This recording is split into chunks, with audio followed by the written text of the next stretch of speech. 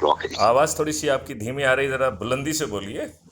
Sir, तो मैं ये कहना चाह रहा था सर कि that yesterday night I was working on this issue and discussed with many close persons and members, like family only, they are friends circle and all. So they've seen the videos also and they were quite impressed. Firstly, congratulations, I must say to you. Secondly, the clips, short clips of that this video plus and screenshots of the video interaction, where left hand side it is you and right hand side it is me with the name and your number and the name of the platform and the cause of the interaction, the Zoom meeting. So that is there. So that also I have posted it in the multiple groups yesterday night. Yesterday morning, like today morning, to be precise, around 3 o'clock. And now and then on my WhatsApp also, where thousands of people are connected to me on the status. So now the reaction which is coming, a lot of queries like what is this platform? What is it? Some people are posting some pics, icons and all. What is it? There's a query. The query is getting generated now. So they screenshots of that with hiding their names and their numbers. I have posted to you. I've just scratched the name so that their identity is not revealed at this time. I've shared few of that screenshot on both the number of yours, and I'll request you to kindly have a look on that as to how the. You have shared it on WhatsApp or Telegram? WhatsApp, sir. Firstly, I've shared it with you in person, sir. Okay. Just to I will advise you to send majority of the details on Telegram, because even when I remove the memory, erase the memory, it still stays over there, because it is there on the server. So that will help me to access as and when I wish to do that. Right, sir. So, since this is a kind of a reaction and the group identity in which कुछ बातें आपसे अभी जो सुबह मैं ओशो को सुन रहा था, जी और सर, उससे जो मेरा विचार बना, सर, ओशो ने कहा कि सुख दुख सब कुछ जो है एक अपने नेचुरल प्रभाव से आता है। हमारा कष्ट इस बात का है क्योंकि हम किसी चीज को पकड़ना चाहते हैं, तो पकड़िए मत। See the things as they are, and that does not mean कि कर्म ना करो। तो कर्म पूरी निष्ठा के साथ करो, लेकिन परिणाम की चिंता मत करो। परिणाम जो भी होगा वो ठीक ही होगा। आप उसे यदि ठीक नहीं मान रहे हैं तो भी वो ठीक ही है। बात समझ रहे ना? हम अपनी सीमित समझ से कई बार परिणाम को ठीक नहीं मानते हैं। तो मैं इसके लिए एक कहानी आपको सुनाना चाहता हूँ। Please sir. तो कहानी ये है कि एक राजा को चोट लगी, वो फल काट रहा था और उससे उसका जो है उंगली जो है वो कट गई। और जो मंत्री जी थे उनकी आदत थी कि ईश्वर जो कुछ भी करता है अच्छा करता है। Correct sir. राइट। तो राजा को बहुत गुस्सा आया कि मेरी उंगली कट गई है और ये मेरा दुष्ट मंत्री कह रहा है ईश्वर जो कुछ भी करता है अच्छे के लिए करता है। तो वो इतने नाराज हुए कि उसको जेल में डाल दिया। Right right sir. As the good luck would have it, या bad luck would have it, राजा शिकार के लिए निकले। रास्ता खो गए। रास्ते में उन्हें कुछ कबीले वालों ने पकड़ लिया और वो उनकी नरबली देना चाहते थे। किसकी? राजा की। Yes sir, I have got the story sir. Please go ahead sir. So राजा ने को जब बलि के उस पर लगा दिया गया, उनके ऊपर जो है ना वो खड़ासे से जो ना सर कटने ही वाला था, उस समय किसी ने उनकी वो उंगली कटी हुई देख ली। तो कहा नो नो नो, ये तो खंडित है, खंडित है, he is no more good for any नरवली, right? Correct sir. And he was released. जब वो रिलीज कर दिए गए तो लौट के आए, तो उन्होंने कहा कि अरे भाई मंत्री जी को बाहर निकालो। उनका कहना तो बिल्कुल सही था कि ईश्वर जो कुछ करता है अच्छे के लिए करता है, यदि मेरी उंगली नहीं कटती तो अभी गला कट जाता, गला कट जाता सर। राइट? तो मंत्री जी को बुलाया गया, सम्मान से बिठाया गया। बोले अभी भी मेरे प्रश्न प्रश्न यथावत है, क्योंकि इससे मेरी उंगली तो बच गई, मैं तो बच गया, लेकिन तुम तो जेल पहुंच गए। बोले नहीं हुजूर, ईश्वर जो करता है अच्छे के लिए करता है। यदि यदि मैं जेल में नहीं होता तो आपके साथ होता, सही बात, और आपके साथ में पकड़ा जाता, तो मेरी बलि चढ़ आप जाती। तो खंडित थे इसलिए बच गए, मेरा गला काट दिया जाता, राइट? तो ईश्वर जो भी करता है वो अच्छे के लिए करता है, राइट? तो इसलिए जो ओशो ने कहा है कि सुख दुख सबको छोड़ दो, कर्म करो, परिणाम की चिंता मत करो, समाधान आपके पास खुद आ जाएगा। अच्छे भारत का संकल्प आपको वो समाधान दे देगा। आप इस सोच में भी मत पड़ो कि अच्छे हो बुरे हो, कैसे हो, दुष्ट हो सज्जन हो, कुछ मत चक्कर में पड़ो। इसलिए मैं बार बार कहता हूं कि please don't assign any subjective value to any human being.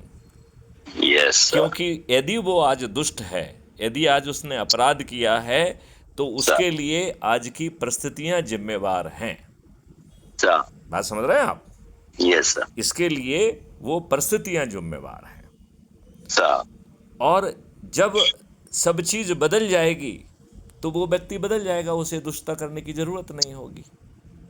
और यदि वो स्वभाव के कारण दुष्टता करेगा तो क्राइम फ्री भारत की 5 सर्टेनिटी के तहत 45 दिन में वो जेल में सड़ने के लिए पहुंच जाएगा। तो कुछ लोगों को दूसरों को देख के अकल आएगी, कुछ लोग खुद जेल में जाके अकल आएगी, लेकिन वो जैसा है वैसा वो नहीं रहेगा, ना ही उसकी प्रवृत्ति रहेगी। तो आज हम क्यों अपनी एनर्जी खर्च कर रहे हैं दुष्ट में, सज्जन में? आप जैसे भी हैं, क्राइम फ्री भारत मिशन को स्वीकार हैं। ये इस कलयुग में तो सतयुग आना ही आना है। और जैसे कहा गया था कि कलयुग केवल नाम आधारा, सुमर सुमर जन उतरे पारा। मतलब कलयुग में भगवान राम के नाम का स्मरण ही उसे जो है मोक्ष को दिला देगा, उसको भवसागर से पार कर देगा। ईश्वर की कृपा से जो उन्होंने अब नाम से भी आपको छोटा कर दिया है कि आप तो बस संकल्प ले लो, वो भी सप्ताह में एक बार, अच्छे भारत का। आप जैसे हो वैसे बने रहो, ना सोच बदलना है, ना चिंतन बदलना है, ना प्रक्रिया बदलना है, ना कुछ बदलना है। और सुंदरता तो इस बात में है कि यदि आप अंधभक्त हैं तो बने रहो। सुंदरता तो इस बात की है कि आपको अपनी सनिष्ठा, अपनी श्रद्धा, उसको कम नहीं करना है। बात समझ रहे हो ना? लोग वह क्या कहते हैं कि भैया उसको छोड़ के मेरी तरफ आ जाओ, इसमें कोई मेरा और उसका तरफ नहीं है। आप जो कर रहे हो वही करते रहो। यदि आप अच्छे भारत का संकल्प ले लोगे तो स्वामी विवेकानंद ने जो बात कही है, स्वामी विवेकानंद जी क्या कह के गए हैं कि यदि हम इस भारत को विश्व गुरु बनाना चाहते हैं, समृद्ध बनाना चाहते हैं, शक्तिशाली बनाना चाहते हैं, तो बहुत सरल उपाय है, बिखरी हुई इच्छा शक्ति को संग्रहित करें। अब मुझे समझ में आ गया है कि ईश्वर की प्रेरणा से ये छोटा सा संकल्प हमारी बिखरी हुई इच्छा शक्ति को 21 महालक्ष्य और 5 मौलिक अधिकार के तहत बेहतरी देते हुए, हर व्यक्ति को उसके पोटेंशियल तक पहुंचाते हुए, हर व्यक्ति को उसके भोजन का, स्वास्थ्य का, अच्छे जीवन का, समृद्धि और खुशहाली का लाभ देते हुए, प्रशासनिक व्यवस्था को बदलते हुए, न्याय पुलिस व्यवस्था को बदलते हुए, जैविक संसार को स्थापित करते हुए, बृहद गौशालाओं की स्थापना के साथ पानी फिर से 9 फीट पर आ जाएगा, पेड़ों की संख्या 3 गुना और गायों की संख्या 10 गुना हो जाएगी। और हमें कर्नल शुक्ला जी एक चीज़ याद रखना होगी, आपकी दृष्टि से कौन महत्वपूर्ण है, दूध देती गाय या जिसने, हाँ ना, जस्ट तो आपकी दृष्टि से कौन सी गाय महत्वपूर्ण है, दूध देने वाली गाय या जो दूध नहीं दे रही है? दूध कामधेनु गाय जो दूध दे रही है हमेशा देगी। और लेकिन नहीं इसका नहीं नहीं नहीं मैं आपको कुछ आगे just give me second sir. मैं आपको इसी पे एक वाकया सुनाता हूँ, छोटा सा है, बहुत छोटा सा है, वेरी स्मॉल। ओके, सुनाइए sir. I was busy for the few days, so I couldn't go. But my regular habit is that in the morning I go without slippers to temple nearby.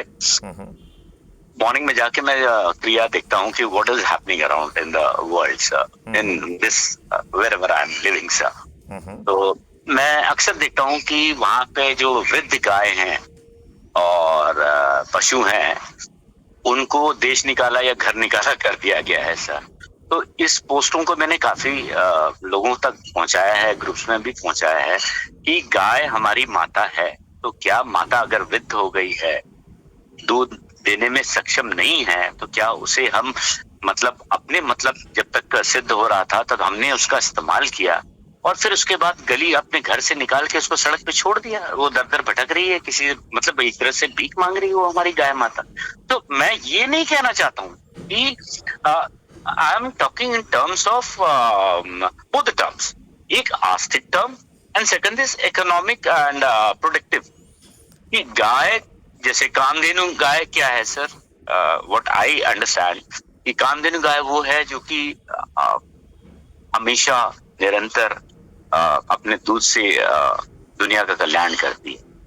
तो गाय जब तक दूध दे रही है तो वो हमारी माता है, और जिस दिन उसने दूध बंद कर दिया तो वो हमारी कोई नहीं है, हम उसको घर से निकाल दें सर। मेरा ये भी सोच है, मैं ये नहीं कह रहा कि जब तक वो दूध दे रही है तभी अच्छा है। बहुत अच्छी बात आपने कही है, लेकिन मैं आपके का साक्षात्कार कुछ ऐसे फैक्ट से कराना चाहूंगा जो मेरे नहीं हैं, जो गुजरात के गवर्नर हैं मिस्टर देवव्रत, आचार्य देवव्रत, उन्होंने साइंटिस्ट से मिलकर गाय के ऊपर बहुत रिसर्च की, गाय के गोबर के ऊपर बहुत रिसर्च की। तो उन्होंने ये स्थापित किया कि दूध देती हुई गाय के 1 ग्राम गोबर में 3 करोड़ बैक्टीरिया हैं, और जो गाय दूध नहीं दे रही है उसके गोबर में 5 करोड़ बैक्टीरिया है। ओके। तो यदि बैक्टीरिया को आप देख पा रहे हैं तो आपके लिए कौन ज्यादा महत्वपूर्ण हो गया? कौन महत्वपूर्ण हो गया? 2 करोड़ और 5 करोड़, 3 करोड़ और 5 करोड़, सॉरी 3 करोड़ और 5 करोड़। डिपेंड्स कि बैक्टीरिया किस प्रकार का है। बैक्टीरिया मित्रवत है जो आपकी मिट्टी को सौंधा बना देगा, उपजाऊ बना देगा, फिर से जो है ना जहरीले केमिकल से मुक्त कर देगा। तो फिर तो वो हमारी जो गाय माता जो बाहर घूम रही है वो ज्यादा knowledge to me sir. Thank you for this अध्यात्म सर। तो इसलिए जो आप देख पा रहे हो वो पूर्ण सत्य नहीं है जी सर। इसलिए हमें ऐसी गौशालाएं स्थापित करना होंगी जहां गांव को जो है ना बंदिश में ना रखकर स्वतंत्र रखा जाएगा। जो एक्स्ट्रा दूध है वो आपको स्वतः मिल जाएगा, और जो गाय दूध नहीं दे रही है वो ज़्यादा है क्योंकि उनका गोबर मिल रहा है, और उस गोबर में माइक्रोब्स मिलाकर केंचुए और बाकी चीज़ों के माध्यम से जब वो आपकी ज़मीन पर पहुंचेंगी तो आज के हार्मफुल केमिकल जिन्होंने आपके 18 जो है मित्रवत बैक्टीरियाज को ख़त्म करके वो ज़मीन को जो है ना कठोर बना दिया है और उसको जो है ना विषाक्त बना दिया है, जिससे आज का जो भोजन है वह विषाक्त बन गया है। मैं आपको ये कहना चाहता हूँ कि मेरी रिसर्च ये कह रही है कि 10 साल के अंदर यदि हमने इस स्थिति को नहीं बदल पाया तो कैंसर होने के लिए भोजन करना पर्याप्त है। मतलब आपका भोजन ही कैंसर कारक हो जाएगा। So you're very true because the chemicals. इस वार्तालाप को हम यहीं पे विराम करेंगे और then we will pick up when I will call you back, right? Right. Thank you sir. जय हिंद सर। जय हिंद, जय भारत, वंदे मातरम, वंदे मातरम, जय गुरुदेव।